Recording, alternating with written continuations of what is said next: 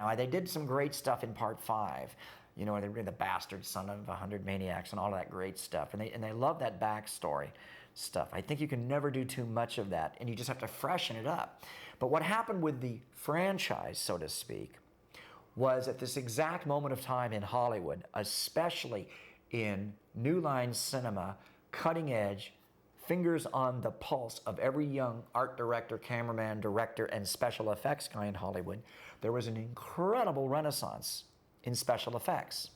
Not only computer generated graphics, but audio animated work and special effects makeup. These were all growing and being invented every day. We were inventing something new.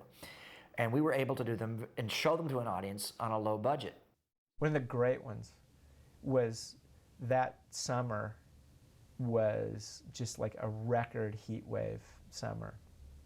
And we were shooting out in Sherman Oaks.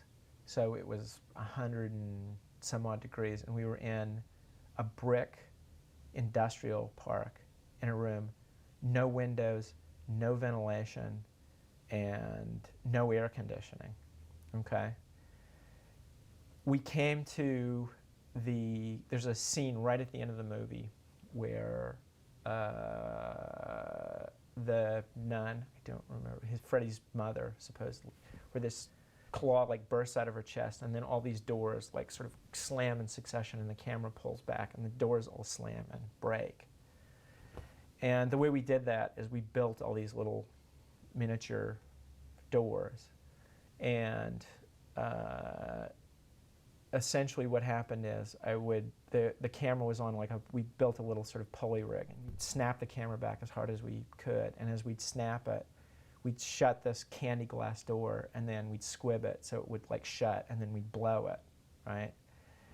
And what happened is we were doing these, once you set up, because it all had to sort of align with itself, and we had to smoke the whole room up.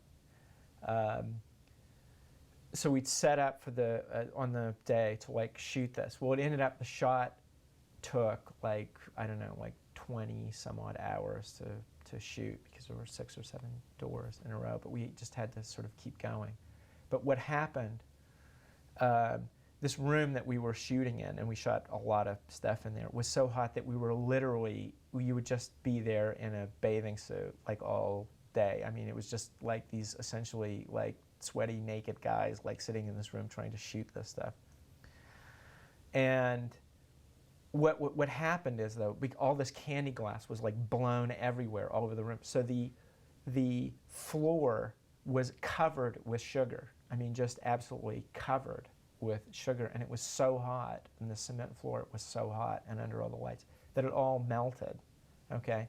So what would happen is we were walking around in our tennis shoes, and all this candy glass, I mean like 2 inches thick, would just congealed onto the bottoms of our shoes, and then we would go to like Denny's or something to go get lunch with the crew, and we'd all sort of tromp in, just, you know, it just smelled like a carnival had thrown up on us or something, you know. We just had this weird sort of like, you know, candy, sugar, sweat, stinking, I mean, it was just like this unbelievable stench.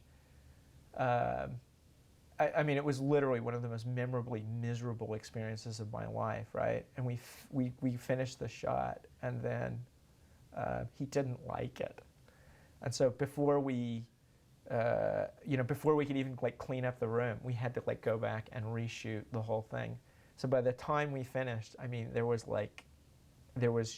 sugar, caramelized sugar, like a foot thick on the cement floor, and you just step in and it would just sort of like goo up off of your, I mean, it was just, you know, and we never, I never ever got it off of my shoes. The tennies that I wore that summer happily were forever retired. The only thing I feel sad about is that I didn't keep them, because it was really like, it turned into kind of its own art piece, sort of like, you know, like rubber, sugar kind of.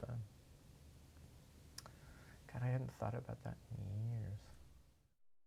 I was called in by Alan Monroe, who was the visual effects supervisor. He had a sketch of Freddie Baby, They just said they needed Freddie to be reborn, so they needed a puppet of Freddie as a baby. It was a puppet. It was a hand puppet. Somebody's hand was up in here. It was like a girl that worked for me, Lisa Doring. She was in there moving the head around. And then the arms were operated by a rod underneath the set. And then the facial features, like the mouth opening and closing and the eyes blinking and moving. And he had a brow that went up and down. It had a lot of facial expression. That was all operated by radio control by somebody behind camera. So he was all made out of silicone and fiberglass and little motors inside. But he was pretty effective once he was moving. Once everyone was moving everything, he came to life.